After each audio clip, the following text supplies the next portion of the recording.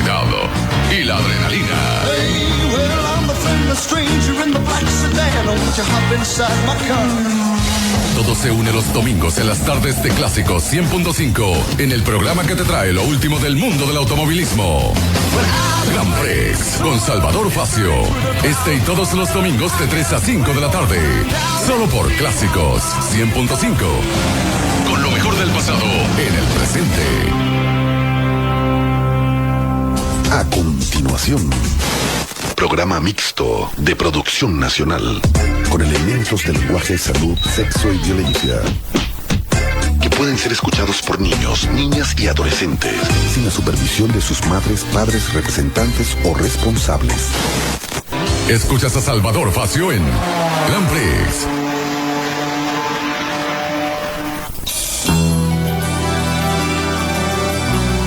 Bien, amigas y amigos, bienvenidos a Grand Prix, cuando son las 3:05 de la tarde, su rúbrica dominical de deportes a motor por Clásicos 100.5 FM. Llegamos a ustedes gracias a José Antonio Roca en la dirección general, Andrés de Jong en la gerencia de producción, Henrik González tras los controles y quien les habla, Salvador Facio, certificado de locución 30.274. Nuestros anunciantes: Verónica Ávila, entrenadora profesional y nutricionista en el Physical Spa de la zona de Indiomara, Caribe Concert y Caribe Racing Team en el casco histórico de la ciudad y el cartódromo Euroland de la Vereda del Lago. Hoy tenemos un invitado especial a nuestro programa. Se trata de Víctor Esteves, restaurador, maestro ojalatero y una persona que ha revivido y traído a la luz muchos vehículos que se consideraban perdidos, pero el arte de la restauración reza de que nada se crea ni se destruye, todo se arregla. Bienvenido, Víctor. Buenas tardes a las personas que siguen el programa de Salvador. Aquí estamos, a ver qué hablamos. Bueno, Víctor, antes que nada, gracias por haber aceptado la invitación a estar aquí con nosotros. Y bueno, tú llevas ya muchos años en el arte de la restauración. A ver, ¿cuándo fue que tú empezaste con tu oficio y a lo largo de los años qué joyas automovilísticas y motociclísticas has revivido, has traído de nuevo a la luz?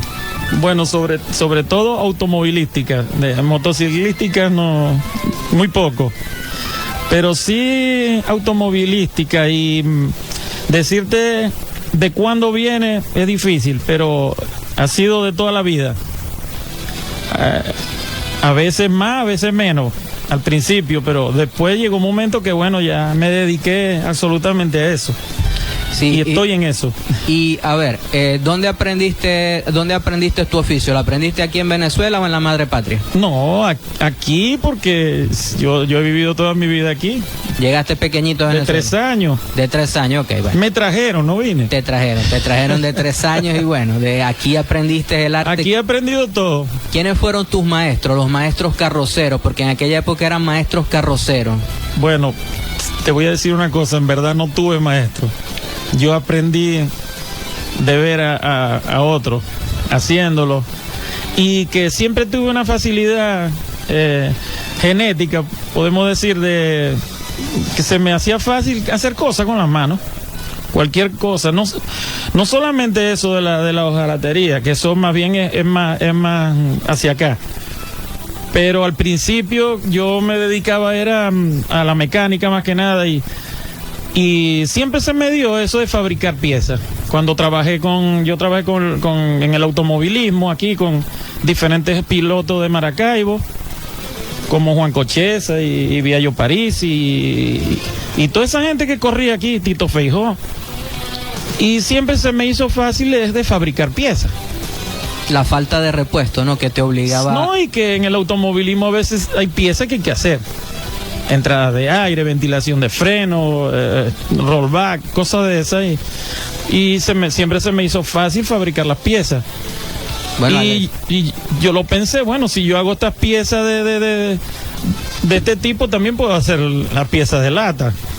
Y entonces me interesé por eso de la tonería o la chapistería, que es muy artístico hacer esas piezas. Es arte, eso es arte. Y lo que anima, a mí por lo menos me anima, es eso, de hacer una pieza y verla como me queda, que quede bonita, que uno la disfrute así, viendo cómo quedó. La bienhechuría del trabajo propio, la satisfacción claro, que da ver Yo una supongo creación que propia. eso es lo que busca una persona cuando fabrica algo, supongo. Bueno, lamentablemente el común denominador es hacer las cosas malas y a los golpes, ¿no? Pero Sí. por eso es que existe el común y corriente latonero, existe también el cujicero, que no se puede llamar ni siquiera latonero, y después existe el maestro carrocero, que ya hoy en día quedan Exactamente. pocos. Tú eres de los pocos maestros carroceros que quedan. Eso es la diferencia que yo le hago a las personas. Yo le digo, ve, yo no hago latonería, yo no hago eso. Yo hago restauración, hojalatería, carrocero. Yo más bien me dedico a ser carrocero, no latonero. Latonero es reparar el sitio y que se vea bien, echarle su masilla, su pintura y listo. Sí. Pero no, yo no hago eso. Yo hago es que una pieza quede perfecta en la lata y que se vea como si fuera original. Exactamente, que pareciera que nunca fue reparada, Claro. sino que nació así, que el carro nació Exacto. como se le está Esa es la viendo. restauración, el reparar algo y que no se note que fue reparado. Cosa que hoy en día uno no consigue en el común denominador de los latoneros que hay en la calle. Porque eso es muy difícil. Y costoso. Requiere mucho tiempo, es costoso y comúnmente las personas quieren pagar por un trabajo normal. Sí. Y esa manera de hacerlo cuesta mucho en dinero, porque es mucho el trabajo que tiene y el gasto que incluye hacer las piezas y que queden perfectas. Claro, aquí, bueno, por lo menos yo tengo dos maneras de restaurar, que es la manera que se frecuenta aquí, que es fabricar las piezas, porque es muy difícil obtenerlas, y hay la otra manera de conseguir las piezas originales traídas de afuera, pero comúnmente el cliente no paga por esas cosas. Sí, tienes que conseguirte una persona, o la persona que quiera verdaderamente restaurar un carro y tenga el poder económico de hacerlo, tiene que buscarte a ti para que seas tú el que le restaure el vehículo. Bueno, yo he restaurado muchos carros y los he hecho completos porque eran destrozos de carro. He tenido que hacerle hasta el 70% de la carrocería. Estamos hablando de vehículos que fueron dejados a la intemperie y Sí. se oxidaron completamente. Sí, no, que solo... y vehículos que andaban algunos caminando y estaban horribles de resoldados y amarrados con alambre. Y solamente en todos esos carros que yo he hecho, uno que estoy haciendo ahora en este momento, que es un Porsche 356A del 59, es el único que yo he logrado que el cliente me traiga las piezas. El cliente me trajo todas las piezas de la lata, de todo lo que es por debajo del carro, de Alemania, pisos, túnel, hueco de la maleta, todo eso, todo, el borde del motor, todo me lo trajo. ¿Cuál es la diferencia entre el tratamiento de una carrocería cuando se hace una simple latonería, un trabajo de latonería, y cuando se hace la restauración? ¿Cómo empiezas tú con el vehículo? O sea, la primera cosa que haces es lo desarmas, lo metes en la piscina de ácido, le quitas la masilla. ¿Cuál es el proceso desde que el carro llega a tu taller? Bueno, sí, lo primero es, claro, ver en qué condiciones está el carro, desarmarlo, para saber qué hay abajo, hay que quitarle lo que tiene encima. Entonces, las puertas y los guardafangos, todas esas piezas yo por lo menos trabajo así, yo las meto en un baño químico, el cual le quita todo eso y quedan totalmente en la lata después de lavarla. Y la carrocería también se le quita todo lo que tenga. Después hay que empezar con el tratamiento de, si el carro ya fue reparado, empezarle a quitar los desastres. Las latas que tiene, hay carros que tienen 3 y 4 latas, sobre latas. Cada latonero que lo agarró en el sitio picado, le tiró su lata arriba de la otra y siguió para adelante. Porque cuando tú colocas una lata sobre la otra, ahí queda una cámara donde se mete la humedad y se mete la arena y todo, y se pudre enseguida. Entonces Claro. hay que empezar por limpiar toda esa zona, cortar por la parte sana, quitar todos esos pedazos malos, hacerlo como eran originales. Siempre hay que buscar fotos de donde copiarlo si no hay un carro igual, porque si es un carro raro no consigues un carro para usarlo de modelo. Tienes que buscar fotos y todo eso, ¿no? Claro, sí. Exactamente, y hacer sus piezas originales como las lleva el carro. Esa es la manera. Ok, vámonos a un instante de música y enseguida regresamos para que nos sigas explicando el proceso de reparación de un vehículo. Quédense con nosotros, ya regresamos. 528 millones de personas hablan español. Clásicos en idioma 100.5. La música suena a todas las millas. En Gran Prix, con Salvador Facio por Clásicos 100.5.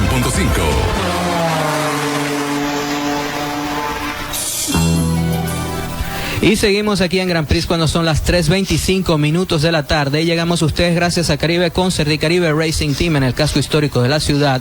También llegamos a ustedes gracias al Cartódromo Euroland de la Vereda del Lago y a Verónica Ávila, entrenadora profesional y nutricionista en el Physical Spa de Indiomara. Como les decíamos, estamos aquí con el restaurador, con el maestro carrocero Víctor Esteves, quien nos acompaña el día de hoy para explicarnos cómo se restaura un vehículo de época, un auto clásico que hay que regresar a la luz, a su viejo resplandor. Y Víctor, nos estabas explicando cómo tú empiezas desarmando el vehículo completamente tornillo por tornillo. De ahí en adelante, el tratamiento que tú haces a la lata. Bueno, el tratamiento se le hace a la lata con químicos, ¿no? Primero se le hacen los tratamientos químicos, pero también se hace el tratamiento de quitar las partes malas. Lo oxidado, lo mal hecho. Entonces, lo mejor de un carro que esté original, aunque esté muy mala la lata, pero que conserve las partes originales, es mucho mejor porque uno tiene la pieza, la muestra. Uno quita esa parte mala, pero uno tiene la pieza que se le ve la figura original y uno la puede reproducir copiándola de esa pieza exactamente y te queda perfecto. Pero el problema es cuando le han metido mano. Cuando ya la modificaron. Que lo han transfigurado.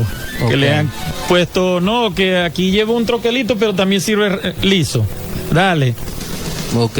Eso es más difícil todavía porque entonces hay que buscar de dónde copiarse, si no hay un carro igual, si es un carro raro como el que yo estoy restaurando ahorita, que es un Porsche del 59. Un es 356 muy difícil. Que es C, ¿no?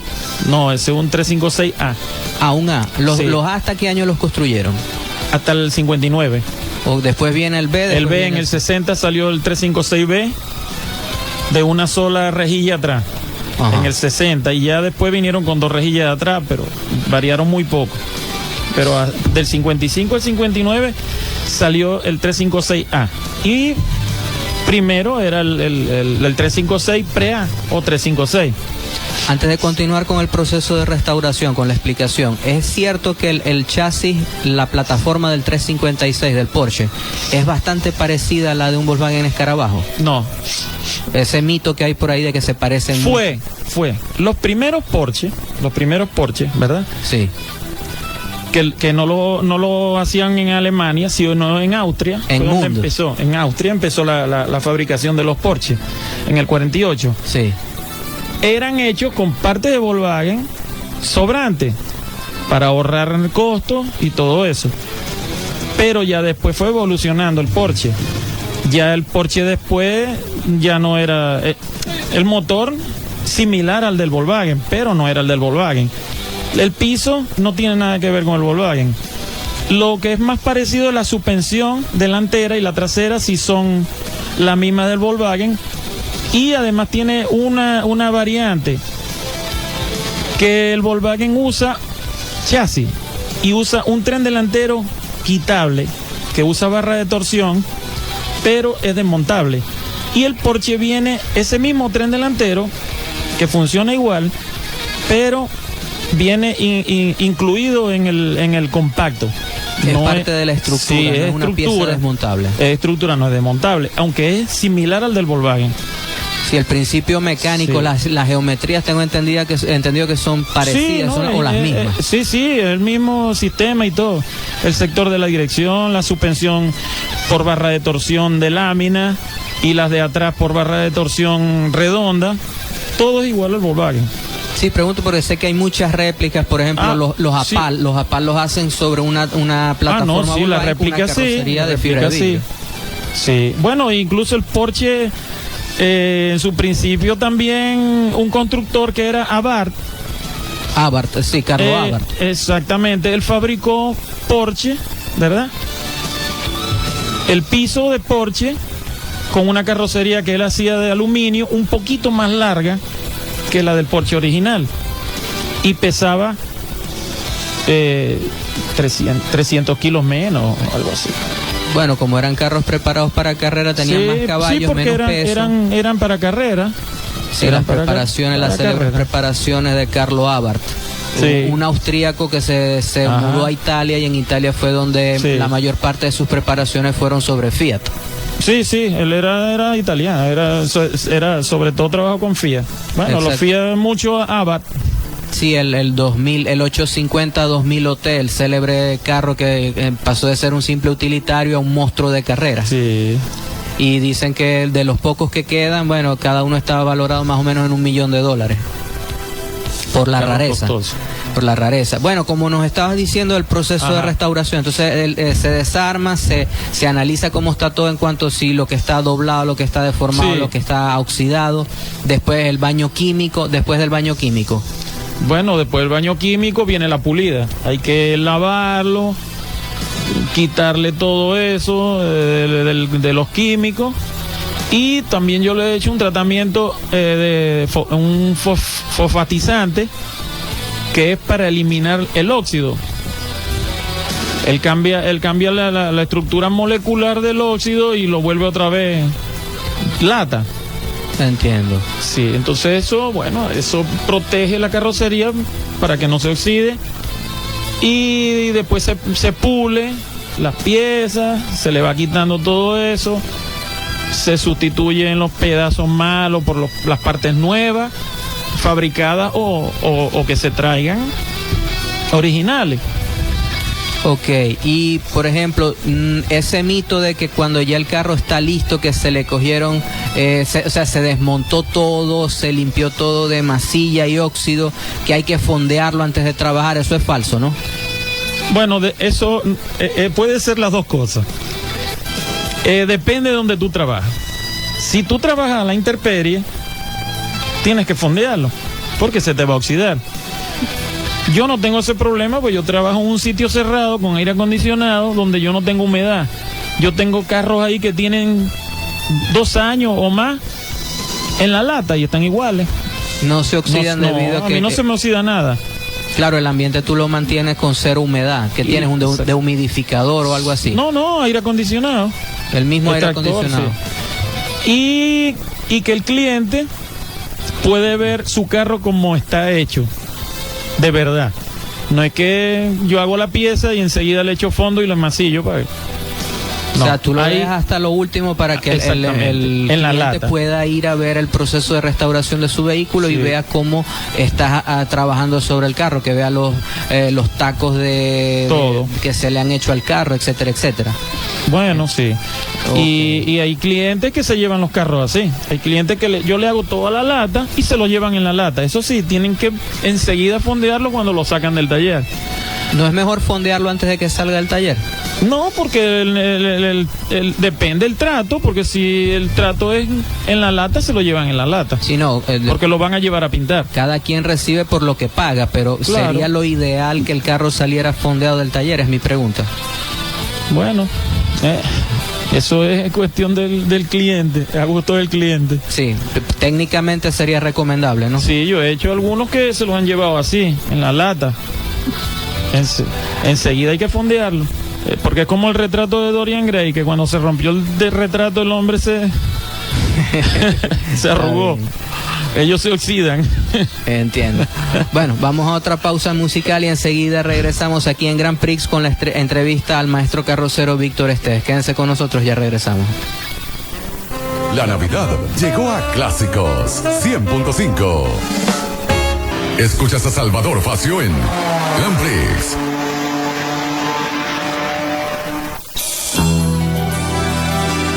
Amigas y amigos, y regresamos a Grand Prix cuando son las 3:47 minutos de la tarde y llegamos a ustedes gracias a Caribe Concert y Caribe Racing Team en el casco histórico de la ciudad, gracias a Verónica Ávila, entrenadora profesional y nutricionista en el Physical Spa de Indiomara, y al Cartódromo Euroland de la Vereda del Lago, gentilmente atendido por Edwin Berger.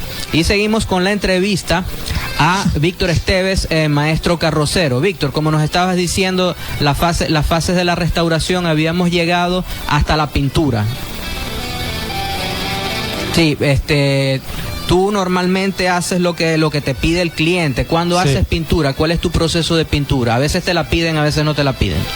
Sí, bueno, muy pocas veces me piden pintura, porque la gente busca otro tipo de pintura. ¿Tú trabajas al horno o trabajas sin horno? No, yo tengo una gente que me pinta. Okay. Aparte, sí tienen su horno, su cabina con extractores y eso. Okay.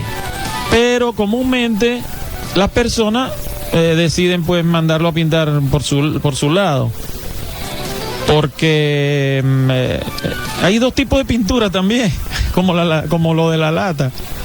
Hay la pintura de restauración y la pintura normal. O sea, sí, como se dice, a puerta cerrada, que tú lo empapelaste y lo pintaste y ya está. Pero yo lo hago diferente. Yo agarro el carro se monta en el girador, se prepara por todas partes, incluido el piso por debajo, los huecos de los guardafangos por dentro, la maleta, el hueco del motor, el piso del carro por dentro, todo se prepara y se pinta. Y eso es muy costoso. Entonces las personas a veces prefieren llevárselo y mandarlo a pintar por otro lado, donde es más barato, donde se lo pintan así armado como está. Yo lo pinto pieza por pieza. Ok, pieza por pieza, por delante. Claro, y por detrás, porque para que quede todo impregnado de pintura totalmente. Claro, como se debe hacer en un restaurante. Bueno, pero es muy costoso, entonces la persona prefiere déjamelo en la lata, que yo tengo un amigo por allá que me lo pinta. Pero como te digo, a puerta cerrada. No así totalmente. Entonces, entiendo. Bueno, cada quien ve.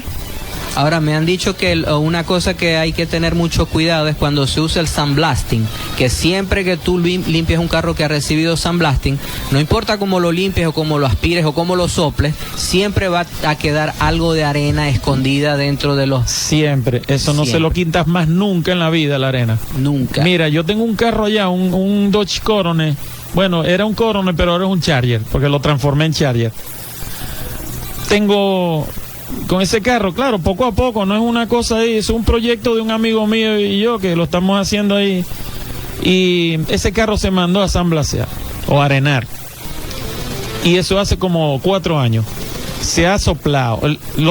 Cuando lo sandblasearon, lo soplaron con un mega compresor industrial.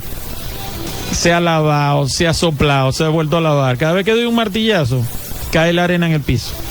Y eso cuando no se ha usado arena de playa o arena de médano, que ya como había dicho don Manolo Ruiz en el programa anterior, cuando usa eso prácticamente liquidaste el carro, o sea, lo mataste el carro, porque eso se va a oxidar para siempre. Ah, no, claro, tienes que usar el sílice. Yo hago algo, yo tengo allá, hago arenado, ¿no? Pero yo uso sílice, que es la arena esa de río. La que de no mina, oxida, de río no, de mina. Que no tiene salitre, pues. No tiene y es fina. Esa es la arena que yo uso para algunas cosas, sobre todo chasis y cosas así. Porque yo uso el químico. Yo uso el baño químico, yo tengo un tanque donde sumerjo las piezas y eso le quita todo. Y además la ventaja que tiene que el arenado es por donde tú veas. Pero las partes que no ves... No llega la arena. No llega la arena. Por más que apuntes en una parte escondida, la arena no va a llegar. Pero la inmersión sí. Tú sumerges algo en un líquido y se mete por todas partes y te limpia todo. Y además le echo el fosfatizante que también le quita el óxido.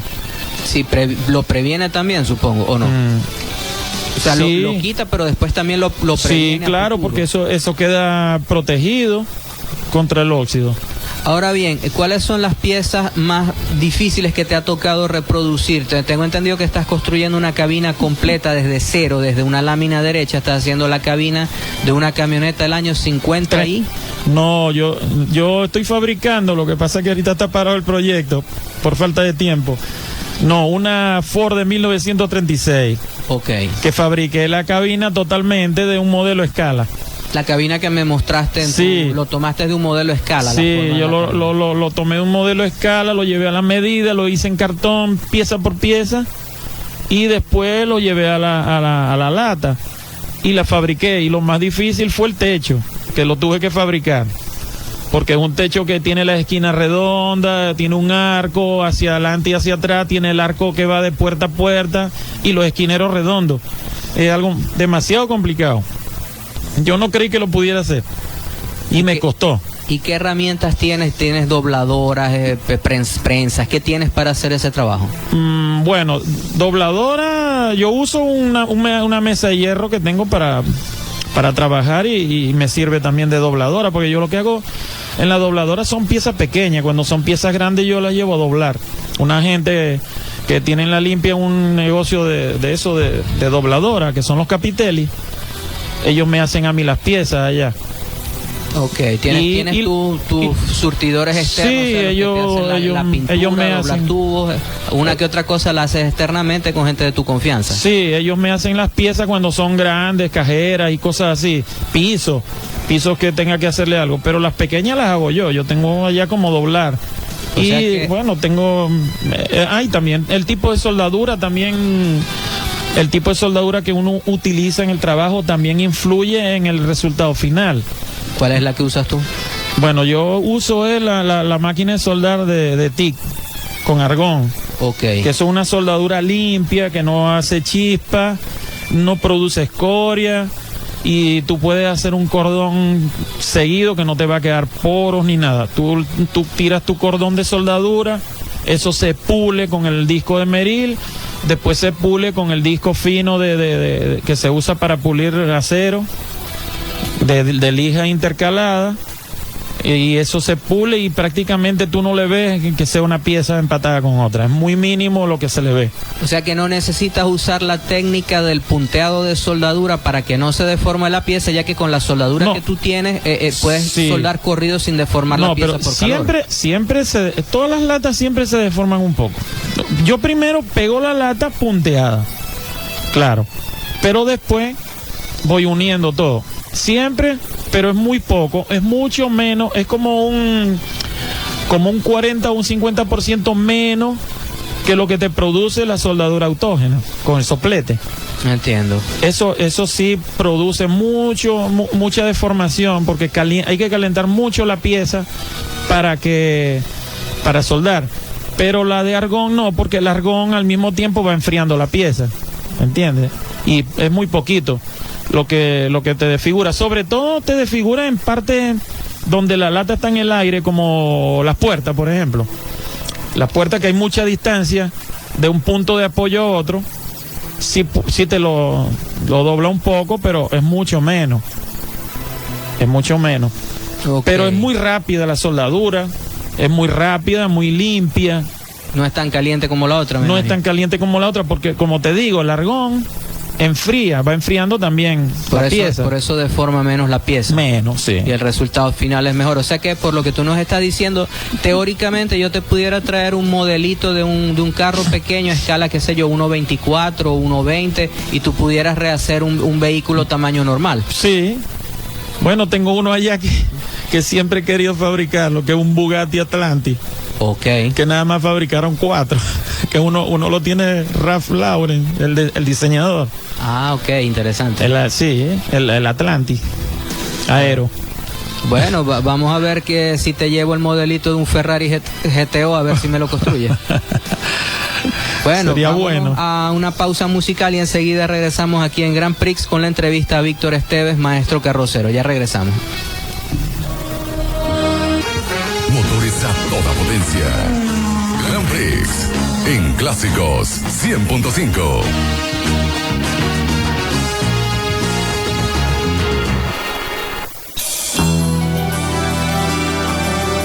Y bien, amigas y amigos, continuamos aquí en Grand Prix cuando son las 4:09 de la tarde y llegamos a ustedes gracias a Caribe Concert y Caribe Racing Team en el casco histórico de la ciudad, gentilmente atendido por Augusto Pradel y su equipo.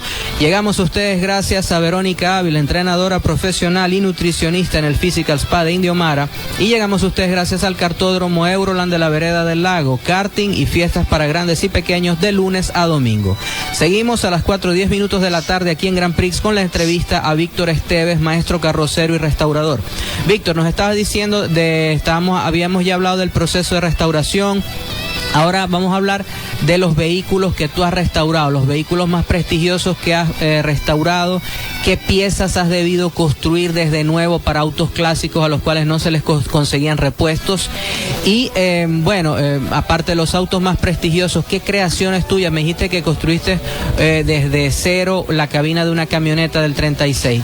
A ver si nos puedes hacer un resumen de todas de tus obras más importantes.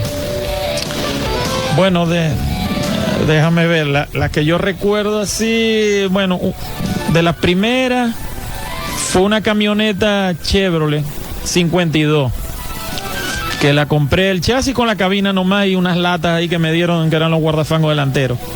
Ahora últimamente, de 2 años para acá, que hice un Camaro 69 de un amigo que estaba muy malo. Lo habían arreglado, lo pintaron y todo, pero el carro tenía muchos defectos, estaba muy, muy torcido. Bueno, ese tuve que fabricarle muchas partes y le hice toda la maleta y se la transformé para poderle meter caucho balones para pique y el latón trasero y los guardafangos delanteros. Estaba muy malo el carro.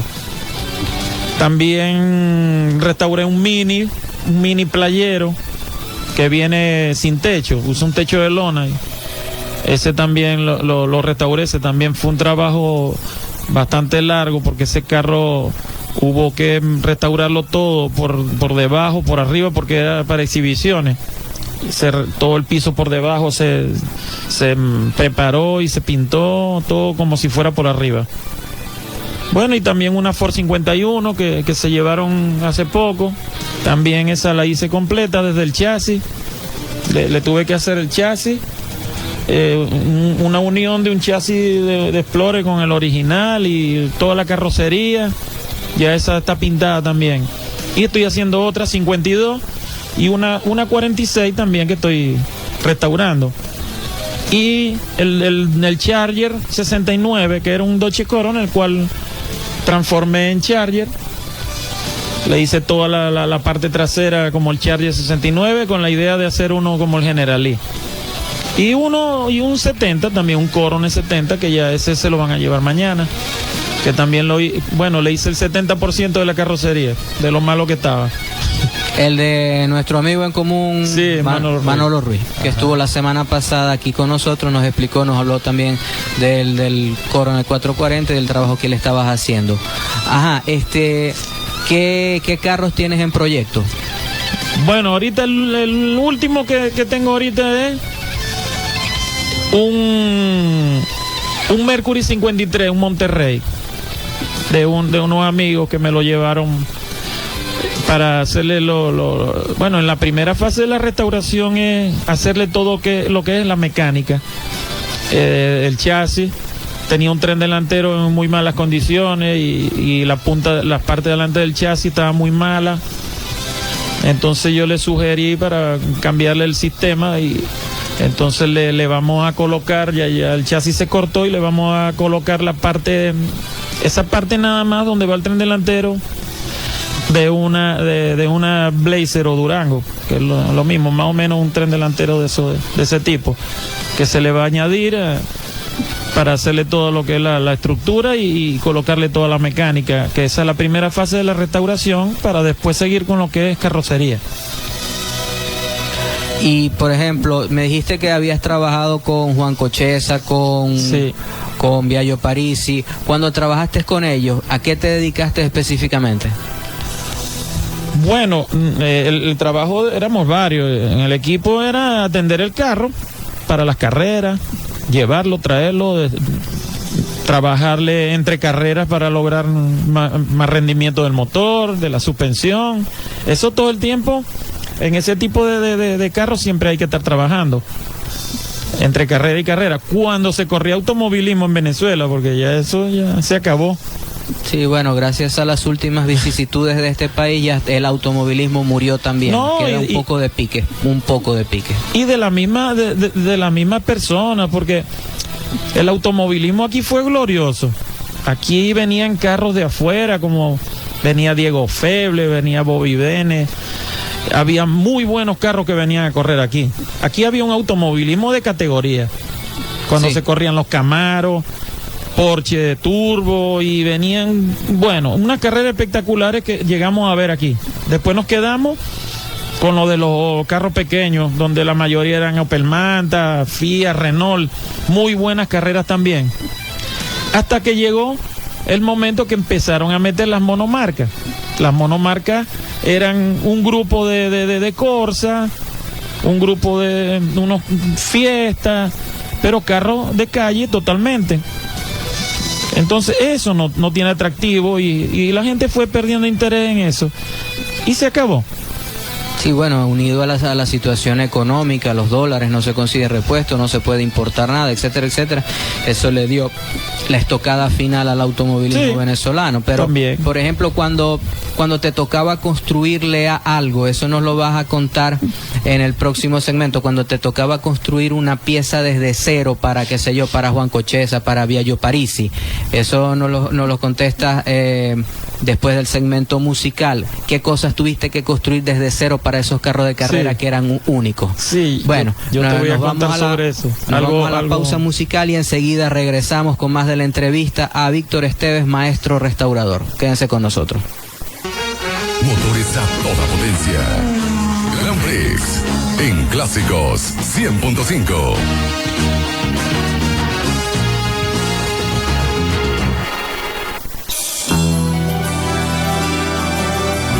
Y seguimos aquí en Grand Prix a las 4:28 minutos de la tarde en la entrevista a Víctor Esteves, maestro carrocero. Y llegamos a ustedes gracias a Caribe Concert y Caribe Racing Team en el casco histórico de la ciudad. También llegamos a ustedes gracias al Kartódromo Euroland de la Vereda del Lago, karting y fiestas para grandes y pequeños de lunes a domingo. También llegamos a ustedes gracias a Verónica Ávila, entrenadora profesional y nutricionista en el Physical Spa de Indio Mara. Y seguimos con Víctor Esteves. Víctor, nos habías dicho que habías trabajado con Juan Cocheza, con Biagio Parisi, con Paul Welch. ¿Cuándo te tocó construir piezas especiales para esos carros de carrera? Piezas que no existían, que había que hacerlas desde cero. Cuéntanos un poco de esos años heroicos del automovilismo nacional y regional, sobre todo, porque el Zulia dio bastantes pilotos, bastantes talentos al vivero nacional del automovilismo y también del motociclismo, ¿no? Háblanos un poco de estos personajes que ya son legendarios, Juan Cocheza, Paul Welch, algunos ya no están con nosotros lamentablemente, en fin. Bueno, eso fue una época donde todo se fabricaba, porque era mecánica nacional, había que fabricar los rollback, el sistema de freno de disco, todo eso. Yo hacía muchas partes de esas, hacer freno de disco trasero, mejorar los delanteros, hacer rollback de muchos carros, sobre todo los Opel. Y también cuando llegaron los Renault 11 Turbo, también hacerle piezas para mejorar el carro, de suspensión y de sistemas de enfriamiento de freno, muchas piezas de esas. Y también a veces para los tipos de carreras que había. Hubo una carrera que fuimos en San Carlos, que era de larga duración, que en la carrera había que cambiar caucho, echar gasolina, como la NASCAR. Sí. Bueno, ahí yo fabriqué 2 gatos de palancas, 2 gatos rápidos, que se le metía uno en la parte de atrás, uno en la parte de adelante del Renault, era un fuego. El carro quedaba completamente en el aire en una sola palanqueada y se le cambiaban los cauchos y todo eso. Eso, incluso nosotros tenemos un récord aquí del cambio de caucho y echarle gasolina, que fueron 20 segundos. Que era bueno porque eran 4 tuercas por caucho, no era una. Imagínate. Bueno, eso fue algo que disgustó un poco a a los de allá del centro y de Caracas, que no les gustó mucho, porque ellos tenían gatos normales y les costó mucho cambiar caucho. Y nosotros lo hicimos muy rápido, eso no le gustó y a Viallo le quitaron tiempo. Por eso, porque alegaron de que él había entrado muy rápido a los PI, que eso tenía una penalización, y no es que entró rápido, sino que le cambiamos rápido los cauchos. Y muchas cosas que había que fabricar, porque antes no había tantas cosas como hay ahora, que ahora tú pides lo que sea por la revista esa y haces el motor como tú quieras y todo. Nosotros teníamos que fabricar pistones para los Opel, pistones de alta compresión, cortarlos con pistones de motores Ford, lo cortábamos, le hacíamos la cabeza, las levas se mandaban a hacer, las cajas, se hacían las cajas rasporeadas. ¿En qué consistía eso, la famosa caja raporeada, para los que no saben en qué es una caja raporeada? Bueno, la caja raporeada es una caja normal, la cual se igualan las relaciones para que no tengan tanta diferencia de una a la otra.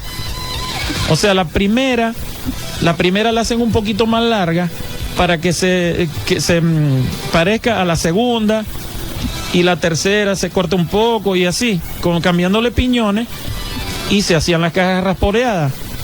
¿Eso implicaba mandar a construir engranajes aquí? Sí, ¿O había que claro, había que construir engranajes y todo.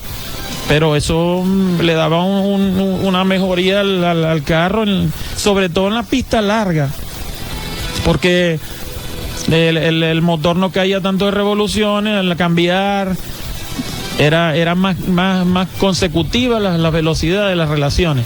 Y también existe la Hewland, la caja Hewland, que es esa sí es diferente, y esa no es una caja como las que se conocen normales, que tienen piñones de corte transversal.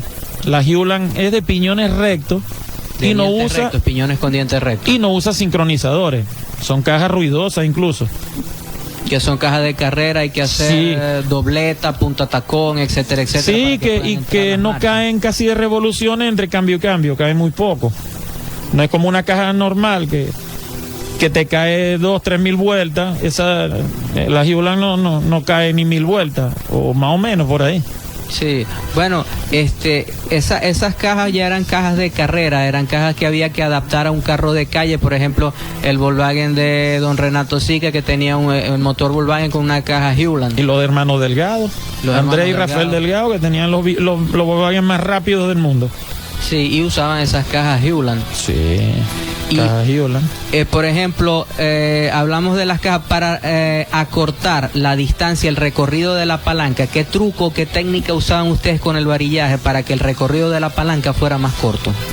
Bueno, en verdad nosotros no en eso no, con los Opel no le hacíamos nada, porque el Opel es bastante cercana por el sistema que tiene montado con unas varillas, era bastante... No hacía falta. No, la verdad yo nunca fuimos hacia ese punto. Lo único que sí hacíamos era que le soldábamos los diferenciales, porque no había sistema de bloqueo por disco, claro, o positration, y bueno, nosotros le soldábamos la caja de planetario ahí para que hicieran el trabajo. Entiendo, o sea, ajá, que eso era como decir un pequeño truco de mecánico para poderle dar lo que era el diferencial autoblocante, sí, al carro, que no lo tenía, entonces se le hacía este aditamento, ajá, para que funcionara como un diferencial, sí, autoblocante, una cosa muy interesante, y de mecánica nacional. Y las suspensiones, le hacíamos toda la suspensión a los Opel. Tito Feijó tenía un Opel Manta que tenía la suspensión como un fórmula, todo graduable. Todo. Sobre Unibol, me imagino. Toda la suspensión con borlones, graduable, para hacerle de todo, como tú quisieras ponerlo. Unas suspensiones muy, muy perfectas. ¿Al Camaro de Paul Welch le trabajaste? No. ¿Al 11 de Viallo Parisi, al Turbo? Ah, sí. No. Yo trabajé con Viallo cuando él empezó a correr, con los Renault Fuego, Fórmula Fuego. Ahí sí. Pero después yo me fui a trabajar con Juan Cocheza con los Renault 11 Turbo. El famoso flanche del turbo. Que oí hablar de un flanche del turbo que le daba más caballos. ¿Tú sabes algo de eso o era solo una leyenda popular? No, eso no era un flanchi, no, eso era una varilla. Era una varilla que yo le fabriqué. Era una fábrica. Ve, eso resultó una cosa. Que a los de la comisión técnica se le ocurrió la brillante idea de limitar la presión del turbo. Lo cual es un error, porque si tú te pasas de presión, rompes el motor. Y eso trajo polémica. Todo el mundo quería darle más presión al turbo, pero estaba limitada. Y todo el mundo empezó a inventar su manera de hacerlo sin que se dieran cuenta. Esa era la famosa varilla que accionaba entonces, desde el habitáculo, ¿no? Yo hice una varilla que contaba de 3 partes, la cual iba ahí oculta, se unían las 3, se metía por debajo del tablero. Tenía una base ahí que se enroscaba y por ahí tú ibas graduándole la presión al turbo porque iba directa a la veleta de descarga del turbo. Entonces la varilla la sostenía y no había descarga, entonces tenía más presión el turbo. Y todo el mundo le inventó de todo a los motores. Era una trampa de todo el mundo haciéndole truco a los turbos para darle más presión. Sí, yo había oído hablar algo de eso, pero nunca nadie me había sabido decir. Sí, por eso la hice yo. En qué consistía. Ahora ya llegamos al culpable del asunto, ya te descubrimos después de 20 años. Sí, le pusimos la paleta de la veleta, se le hicimos excéntrica, el punto de giro del eje. Le tapamos el huequito y se lo pusimos más hacia un lado para que hiciera más fuerza también. Y eso fue mucho eso se acabó la categoría por eso. Está bien. Porque todo el mundo empezó a hacer trucos. Bueno, vamos a una pausa musical y enseguida regresamos con más de la entrevista a Víctor Esteves. Quédense con nosotros. Motores a toda potencia. Grand Prix en Clásicos 100.5.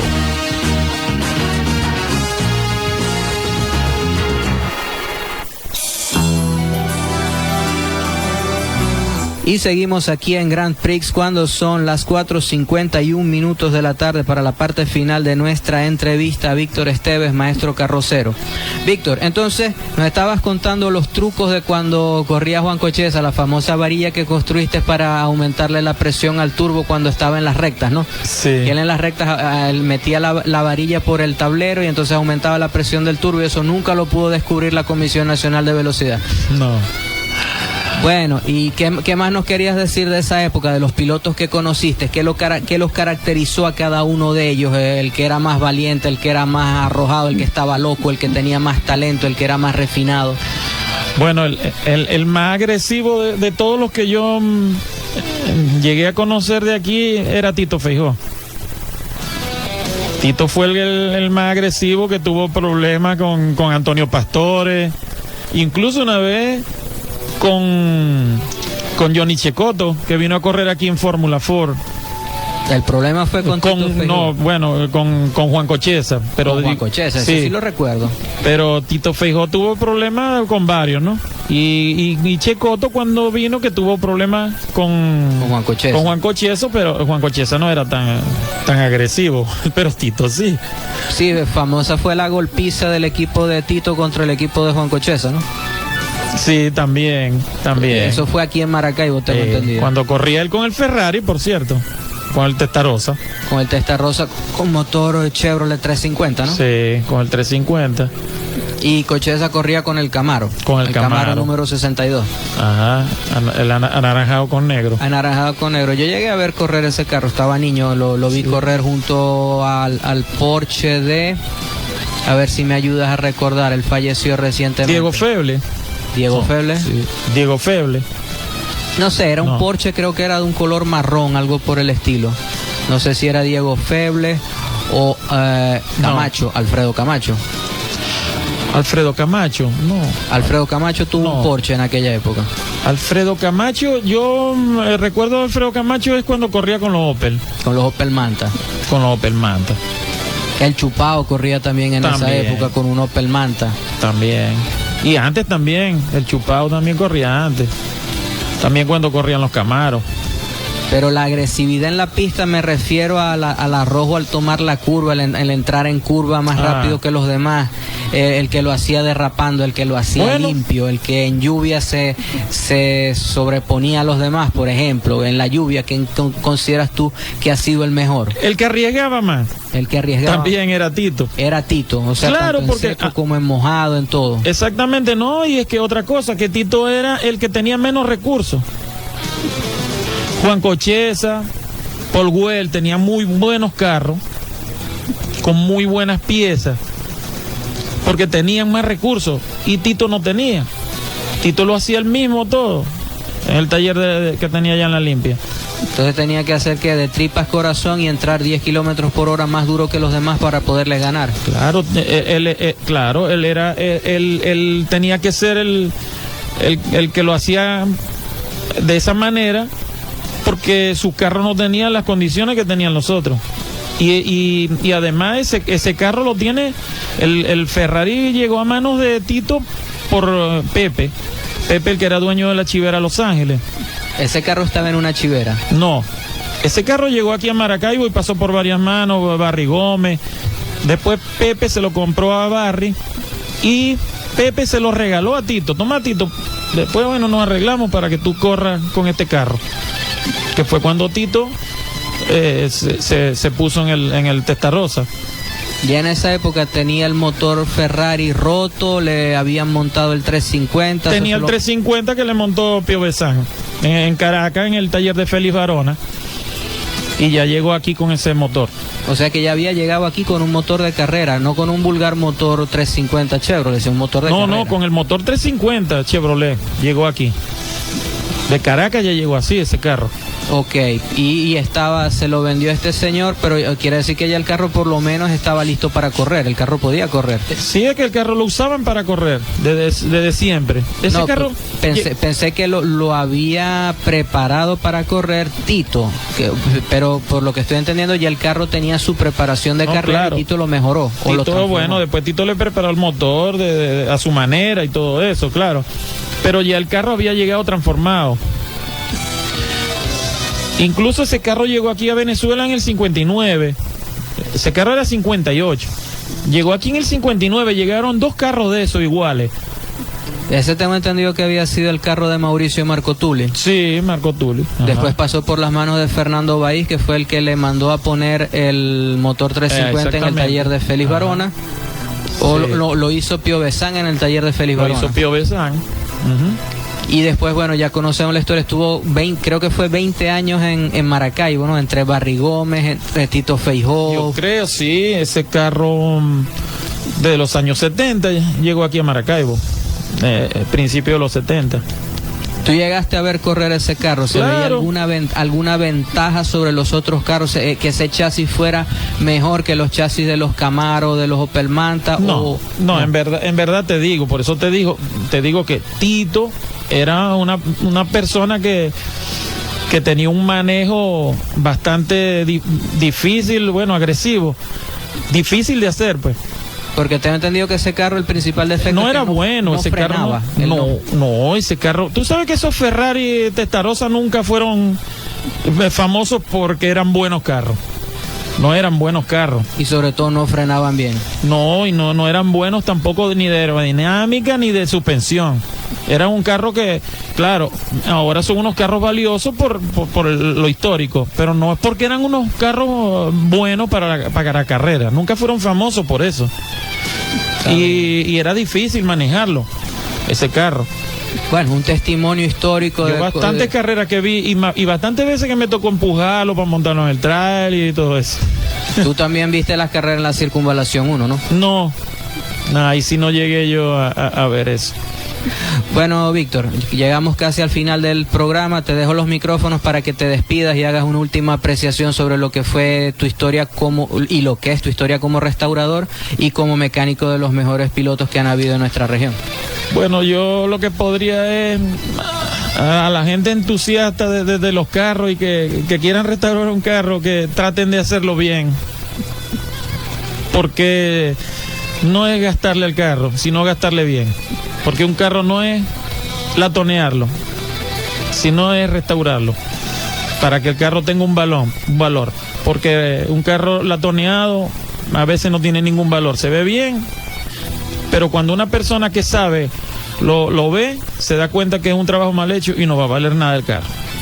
Bueno, gracias por haber estado con nosotros. Les recordamos que llegamos a ustedes gracias a José Antonio Roca en la dirección general, Andrés de Jong en la gerencia de producción, Hendrik González tras los controles, quien les habla Salvador Facio, certificado de locución 30.274, y nuestros anunciantes Verónica Ávila, entrenadora profesional y nutricionista en el Physical Spa, Caribe Concert y Caribe Racing Team en el casco histórico de la ciudad, y el cartódromo Euroland de la Vereda del Lago, gentilmente atendido por Edwin Berger y Jürgen Regenberg. Simplemente les agradecemos habernos escuchado, esperamos haberlos entretenido por 2 horas. Recuerden, manejen con cuidado, no beban mientras manejan, vayan con Dios y nos oímos el próximo domingo, Dios mediante. Gracias, chao.